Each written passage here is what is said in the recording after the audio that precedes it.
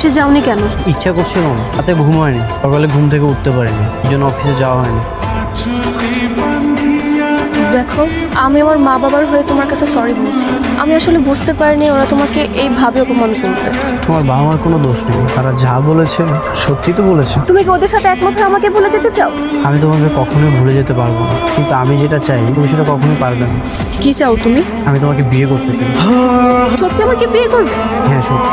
তোমাকে ছাড়া আমি এক মুহূর্ত থাকতে পারবো না। ঠিক আছে, কাল তাহলে আমরা কাজে ওখানে যাবো, ওখানে গিয়ে আমরা বিয়েটা করবো। আমার মুখ গম্ভীর করে দাঁড়িয়ে আছো কেন?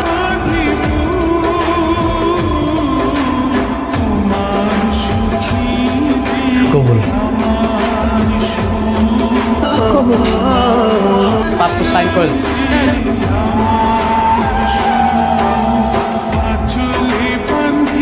হ্যাঁ ঠিক আছে, তাহলে আমরা মোনাজাত ধরতে পারি, তাহলে ভালো লাগে। আল্লাহ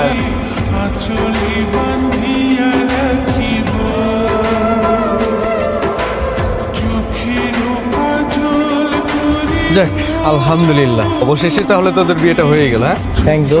আর দূর ট্যাঙ্ক দিচ্ছিস কেন? আচ্ছা, এখন কি সোজা বাসায় যাবি না অন্য কোথাও? বাসে যাবো না তো কোথায় যাবো? এখন ভালো ভালো শ্বশুর বাড়িতে যেতে পারলেই হলো। অবশ্যই পারবো, যদি মেনে না নেয় তাহলে পা জড়িয়ে ধরবো। কি রে, পা জড়িয়ে ধরলে মেনে নিবে না? অবশ্যই মেনে নেবে।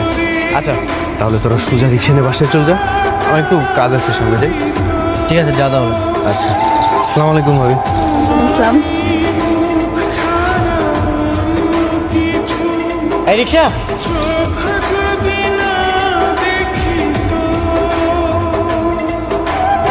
এর আগেও কিন্তু আমরা অনেকবার রিক্সায় চড়েছি, কিন্তু আজকে রিক্সা চড়ার ফিলিংসটা না একদমই অন্যরকম। একটু না, পুরোটাই। কিন্তু আমার কেন যেন মনে হচ্ছে আমি তোমাকে হারিয়ে ফেলবো। কেন মিছামিছি টেনশন করতেছো? হ্যাঁ, আমাদের এখন বিয়ে হয়ে গেছে না, আমাদের কেউ আলাদা করতে পারবে। সারা জীবনে আগ্রহ তো অবশ্যই।